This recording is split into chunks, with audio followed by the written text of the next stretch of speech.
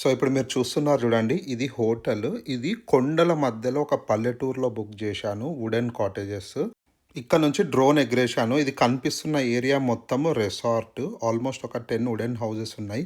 ఇది దగ్గరలో ఉన్న విలేజ్.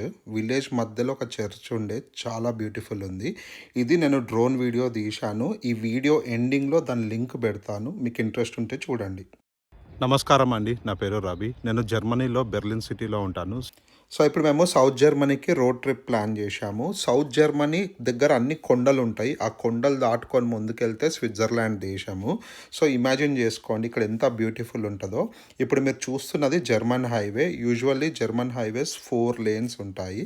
ఇప్పుడు మనము విలేజ్ సైడ్ వెళ్తున్నాము. ఇక్కడ మన హోటల్ బుక్ చేశాను నేను. చూద్దాం పదండి.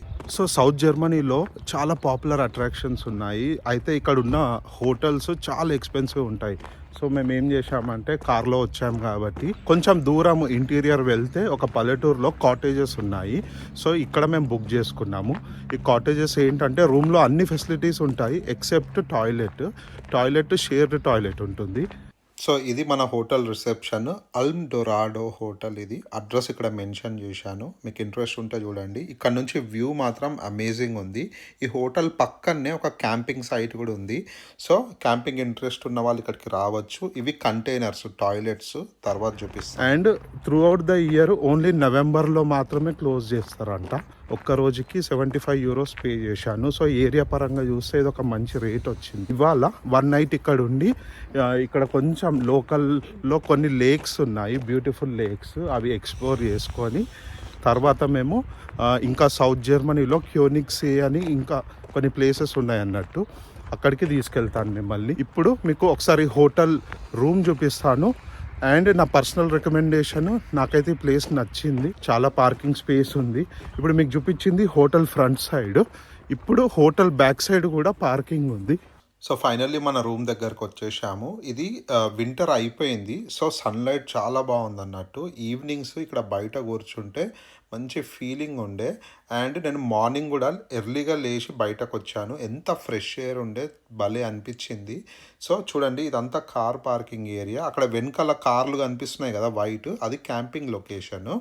సో, ఇప్పుడు మిమ్మల్ని రూమ్ లోపలికి తీసుకెళ్తాను. చూడండి కింద ఒక బెడ్ ఇచ్చాడు. ఇది డబుల్ బెడ్.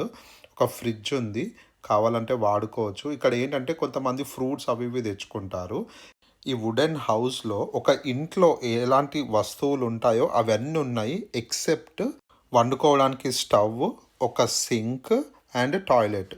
ఇలాంటి ప్లేస్ వచ్చి ఎవరికైనా బార్బిక్యూ లాంటివి చేసుకోవాలనుకుంటే బయట చేసుకోవచ్చు. చూడండి ఒక సోఫా ఉంది, డైనింగ్ టేబుల్ కూడా ఉంది. ఇప్పుడు ఫస్ట్ ఫ్లోర్కి వెళ్దాము. నారో స్టేర్స్ ఉండే. ఇక్కడ నుంచి వ్యూ మాత్రం భలే ఉంది. అండ్ ఇక్కడ ఈజీగా ఇద్దరు పండుకోవచ్చు. నైట్ టైము ఈ విండోలో నుంచి వ్యూ మాత్రం చాలా బాగుండే. ఇక్కడ నుంచి ఇప్పుడు మీకు టాయిలెట్ చూపిస్తాను. ఇవి containers, ladies and mens separate ఉన్నాయి. షవర్కి సపరేట్ పెట్టాడు. సో, ఫైనల్లీ ఈ రిసార్ట్ నైట్ టైం కాగానే ఆకలైంది. సో, దగ్గరలో ఒక ఊర్లో జాపనీస్ రెస్టారెంట్ ఉండే. అక్కడికి వచ్చాము. మంచి ఫుడ్ ఆర్డర్ చేసి తిన్నాము. లోకల్ సైట్ సీయింగ్ చేశాము. సో, ఇప్పుడు ఒక లింక్ వచ్చింది కదా వీడియోది. ఇది ఈ లొకేషన్ డ్రోన్ వీడియో. సో, ఈ వీడియో మీకు నచ్చింది అనుకుంటున్నాను. Thanks for watching.